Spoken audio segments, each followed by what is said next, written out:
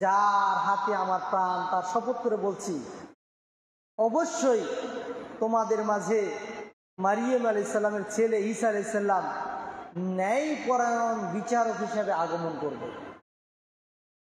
ফায়াকসিরু আস-সলিবা, খ্রিস্টানদের ক্রুশ এটাকে তিনি তছনছ ভেঙে দিবে। ওয়ায়াকতুলু আল খিনজিরা, ইহুদি এই শূকরগুলোকে হত্যা করবে। ওয়ায়াদাউল হারব, যুদ্ধ বিরতি হবে, সবাই যুদ্ধ বন্ধ করে দিবে। ওয়ায়াফিদাল মালু, অঢেল সম্পদ হবে মানুষের। হাত্তা লা ইয়াকবালাহু আহাদ, সম্পদ এত বেশি হবে যে যাকাত নিবে এমন লোক পাওয়া যাবে না।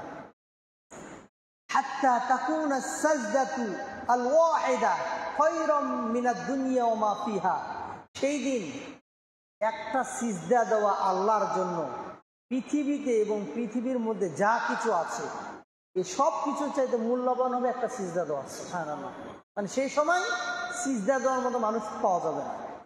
মানুষ দুনিয়া নিয়ে ব্যস্ত থাকবে, অঢেল সম্পদের মালিক হবে, কিন্তু কেউ যাকাত নিতে চাইবে না। এখনই দেখবেন বর্তমান জামানায় হ্যাঁ মানুষের সম্পদ এত বেশি হয়েছে, যারা গরিব তো তারা আছে, কিন্তু যারা বড় লোক হ্যাঁ দেখবেন আপনি তাও কাউকে একটা গিফট দিতে যাচ্ছেন, কি দরকার ছিল, আমারই তো টাকার অভাব নেই, বলে কি বলে না, না আমার দরকার নেই এটা। আপনার চাচির জন্য একটা শাড়ি নিয়ে যাবেন, আরে না আমার তো দরকার নেই, আমি তো মানুষকে দিই। এটা মানুষ আজকে প্রতিযোগিতা করতেছে। এমন একটা সময় আসবে মানুষ দুনিয়া নিয়ে ব্যস্ত হয়ে যাবে, সম্পদের পিছনে ছুটবে, কিন্তু ইবাদতের কথা তারা ভুলে যাবে। এই অবস্থায় কেউ যদি একটা সিজদা দিতে পারে আল্লাহর জন্য, পৃথিবী এবং পৃথিবীর মধ্যে যা কিছু রয়েছে এর চেয়ে বেশি মূল্যবান আল্লাহ তাআলার কাছে হয়ে দিয়েছে। সুবহানাল্লাহ। এরপরে তিনি বলতেছেন, সুম্মা ইয়াকুলু আবু হুরায়রা ইকরাউ ইন শি'তুম, আমি যে কথাটা বললাম রাসূলের নামে, তোমরা যদি এটা প্রমাণ চাও তাহলে কোরআনের একটা আয়াত পড়ো। ওয়া ইন মিন আহলিল কিতাব ইল্লা লা ইউমিনান্না, যে আহলে কিতাবদের এমন কিছু মানুষ ইহুদি তারা থাকবে, তারা ঈমান আনবে কিয়ামতের আগে, ঈসা আলাইহিস সালাম যখন আসবে, ক্বাবলা মাউতিহি, তার মৃত্যুবরণ করার পর, ওয়া ইয়াউমাল কিয়ামাতি ইয়াকুনু আলাইহিম শাহীদা, আর এই ইহুদিরাই তাদের বিপক্ষে সেদিন সাক্ষী দিবে যারা ঈমান আনবে না। আজকে যারা যুদ্ধ করতেছে, আজকে ফিলিস্তিনকে দখল করতেছে দখলদার ইসরায়েল যারা রয়েছে, অপেক্ষা করো, বেশি দিন লাগবে না, এই কয়দিন মারামারি করে নাও, আমাদের ওই কমান্ডার আসবে, ইমাম মাহদী ঈসা আলাইহিস সালাম আসবে, মারামারি করে নাও, ওটা আমাদের দখলে আসবে, তোমাদেরকে পরাজিত করবে, তোমরা ওখানে ছেড়ে পালাবে, বাঁচার উপায় নেই। যদিও আজকে ইরানের সাথে যুদ্ধ চলতেছে, দুটাই আমাদের জন্য সুখকর নয়, ইরানও না ইসরায়েলও না। কারণ ইরান আমাদের জন্য সুখকর নয় কেন? কারণ ইরানে সালাফি বলতে কাউকে রাখে না। সালাফি মসজিদ যদি তারা দেখেছে সেটা ভেঙে দিয়েছে, সালাফি যদি কাউকে চিনেছে, ওর মাথা কেটে কেউ যদি শিয়াদের সামনে আনতে পেরেছে, ওই শিয়ারা তাদেরকে সরাসরি জান্নাতের সার্টিফিকেট দিয়ে দিয়েছে। একে তো ইহুদিরা আমাদের হত্যা করছে, ইরান তারা মুসলিম বিপ্লব ঘটনার নাম দিয়েও সুন্নিদেরকে তারা হত্যা করেছে, কতল করতেছে। যাই হোক, তারপরও যেহেতু ইসরায়েল আমাদের শত্রু, আমরা তাকে সাপোর্ট করছি না। মুসলিম কান্ট্রিগুলো যারা রয়েছে পাশাপাশি, এই মুহূর্তে ইসরায়েলকে ধাক্কা দেওয়ার জন্য সুযোগ এসেছে। আমরা আল্লাহ তাআলার কাছে দোয়া করি, এই ইসরায়েলকে আল্লাহ তাআলা অবৈধ দখলদার তারকে ধ্বংস করে দেখ, আমিন। তারা আজকে নিউজ একটা দেখলাম, নেতানিয়াহু বলতেছে যে ইরানকে চরম মূল্য দিতে হবে বেসামরিক মানুষদের প্রতি আক্রমণ করার জন্য। এখন আমরাই তাদেরকে প্রশ্ন করতে চাই, গাজাতে 60 লক্ষ মানুষ, শিশু, নিরীহ বৃদ্ধ মানুষগুলো হাসপাতালে, স্কুলে যা তোমরা ভেঙে দিলা, এরা কি সামরিক ছিল? এরা কি ওই হামাসের যোদ্ধারা করেছিল? এদেরকে যে মারলা, কে তোমাকে মানে জবাব দিতে কে করবে? তুমি বুঝতে পারছো একটা শিশু মারা গেলে কি মানুষের হৃদয়ে আঘাত পায়? চিন্তা করো, ওই 60 লক্ষ না 60,000 মুসলমান যাদেরকে তুমি ফিলিস্তিনে হত্যা করেছো, ঘর বাড়ি ভেঙে দিয়েছো, পুরো একটা সাজানো শহরকে এক রাত্রি শেষ করে দিয়েছো। ভাবো এবার কেমন লাগে? যার যায় সেই বুঝে কষ্টটা কি।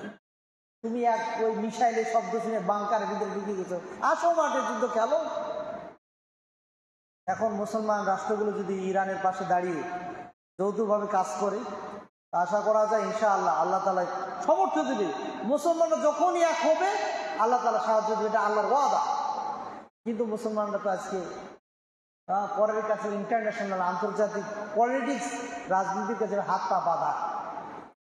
আজকে দেখবেন মুসলমান কান্ট্রিগুলো যদি এক হয়ে ইহুদিদের বিপক্ষে, ইসরায়েলের বিপক্ষে যুদ্ধ নামে, কালকে ইসরায়েল যুদ্ধ থামাই দিবে, ডোনাল্ড ট্রাম্পকে পাঠাই দিবে, যাও স্বাক্ষর করো আমার ইচ্ছা। ডোনাল্ড ট্রাম্প অলরেডি ঘোষণা করছে, আমি ইনশাআল্লাহ এদের দুইজনের মাঝে ভূমিকা পালন করব, যেমন ভূমিকা পালন করেছিলাম ইন্ডিয়া আর পাকিস্তানের মাঝে। এবারটা কিন্তু আগে খেলা দেখতেছিল ইন্ডিয়া মারুক পাকিস্তান, কিন্তু পাকিস্তান যে এত শক্তিশালী এরা এটা বুঝে নেয়। মুহূর্তের ভিতরে পাকিস্তান যখন ইন্ডিয়াকে কোপাঘাত করে দিল, দেখলো যে না ব্যাপার তো খারাপ, এই সাথে সাথে মোদিরে ডাকছে যুদ্ধবিরতি যা, আর মারিস না। ঠিক একইভাবে ইসরায়েলের প্রতি যখন ইরান একাধিকভাবে মিসাইল দূর থেকে ড্রোন হামলা করতেছে, অবস্থা খারাপ, তখনই আমার আর ঘুম ভেঙে গেছে, না আমি যুদ্ধ থামাই দেবো, শান্তি চুক্তি হওয়া দরকার। অথচ এতক্ষণ সে কিন্তু লেলিয়ে দিয়েছে দুইটা দেশকে। ইরান যেন মানে ওই ইসরায়েলের প্রতি হামলা করে, ইসরায়েল যেন পার্শ্ববর্তী মুসলিম রাষ্ট্রগুলোর প্রতি হামলা করে। ওদের যে টার্গেট পিছন দেখেন, নেতানিয়াহুকে প্রশ্ন করা হয়েছিল আপনার সামনের পরিকল্পনাগুলো কি কি, আপনি কোন কোন চ্যালেঞ্জগুলোকে হাতে নিচ্ছেন। সে বলছিল প্রথমে আমার হচ্ছে এই গাজা, এটাকে দখল নয়, এরপর হচ্ছে ইরানকে যদি করতে পারি তাহলে আমার পাকিস্তানকে যদি সার্চ করতে পারি বাংলাদেশ কিছুই না।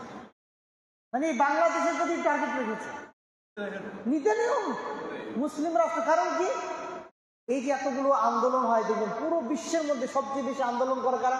বাংলাদেশ।